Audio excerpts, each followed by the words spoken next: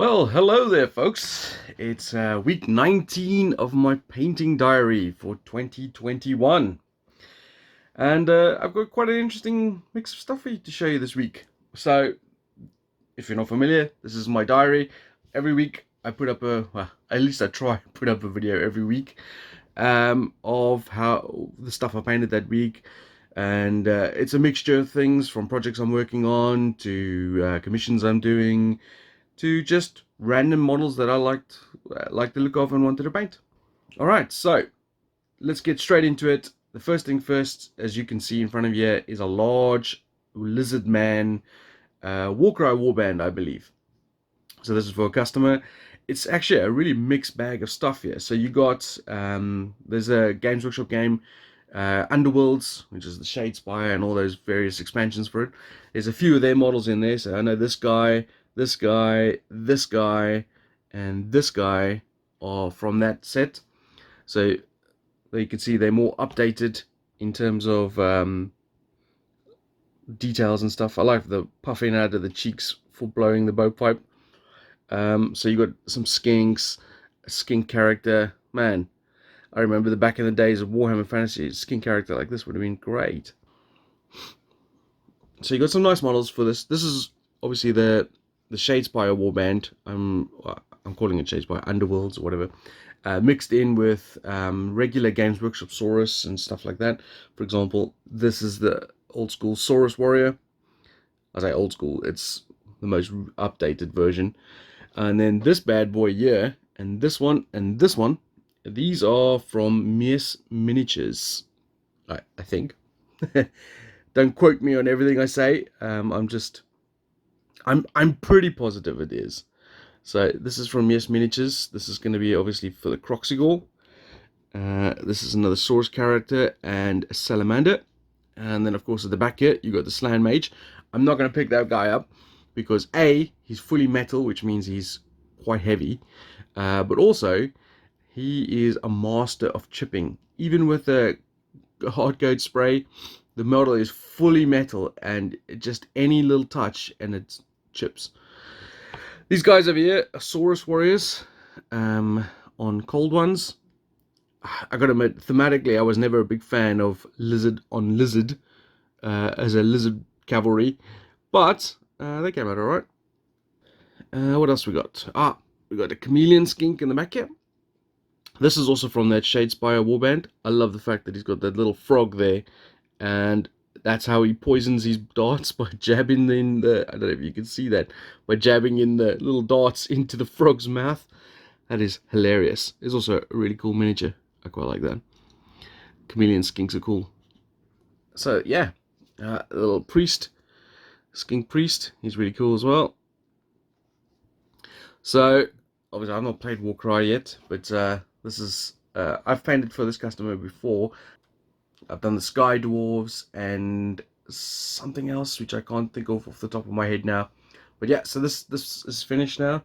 This is going to go back to him. It was quite interesting. I like the way it came out. Nice and colourful. The bases were interesting as well. He added, I don't know if you can see these, but these are like plastic sort of plant trees. To give it a more of a jungly feel, and then I've just added some more tufts and bits and pieces to it just to bring it out a bit more. But yeah, so there you go. That's first up this week, a Lizardman warband for Shadespire. No, well, I suppose yes it is for Shadespire, but also for Warcry and God knows what else. So these guys are my British colonial figures from 1879 in the Zulu War. I've had these figures for quite some time, I've got to admit. I don't know if you've been following the channel for a bit, you might have seen Zulus pop up every now and then. I've been using them in my Shoshone, which is my fantasy African army, and the plan was always to use them as Zulus as well. Once I finally got my colonials painted, my British painted up. So these are Warlord figures, and they're pretty nice actually. I quite like these figures. That's not great. I wasn't looking through the camera. So these came out really nice. I was really enjoyed painting them. This is probably one of my favorite heads on a colonial trooper, the big bushy beard dude. So yes, I painted up 12 of these, plus this leader, the captain model. This is from Empress Miniatures, I believe. It's a metal miniature. Everything else is plastic. They were already, when I got them secondhand from a friend, I believe most of them were already constructed.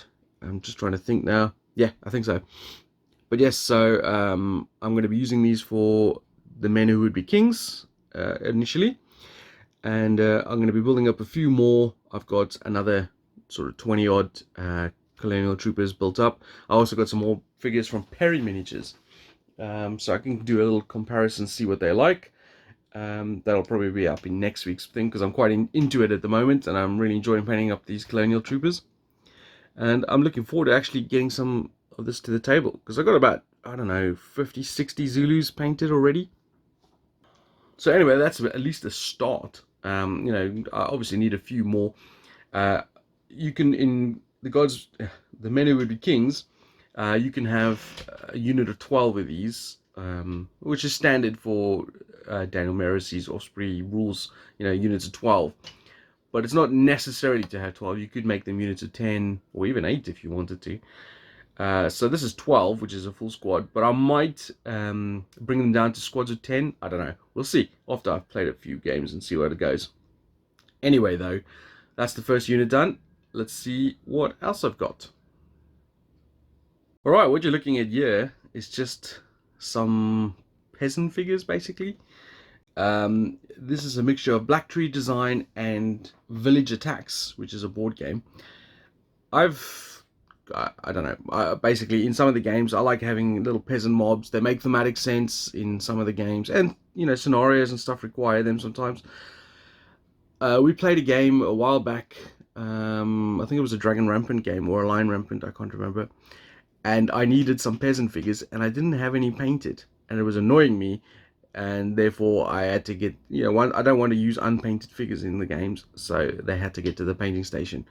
It was a very quick job. I didn't spend too much time on them, so I just got some paint on them just to make sure that they're colored for the next game. So they're just standard peasant guys.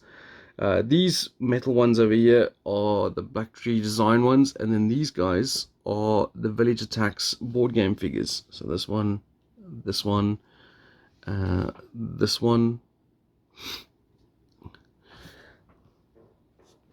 One of the other reasons why I didn't do why I only did this quickly is the Agrax Earthshade I was using. Even though I didn't buy the gloss one, I don't like the gloss one, it came out very glossy on the figures, and that really annoyed me as well. So therefore, that combined with the fact that I just needed to get them painted, changed my direction on how I wanted to do them. So they just got some paint on. For what it's worth, I had 2 painted beforehand from Village Attacks, which are these 2 guys, which would make up the unit of 12. They are on clear bases, as you can see. And I don't know. I was thinking about, do I change them? Do I make them, I mean, is it necessary to change them? I don't know. Is it going to bug me a lot when I put them on the table and they... It depends on how much this will bug me. You know, I've got a unit of 12 peasants here, 2 of them on clear bases. They're clearly the ones that are going to die first. I think it'll be alright. I mean, it's not the end of the world. It's just, like I said, it was just to get some paint on them so that when they're used in games, they're not standing out as unpainted figures.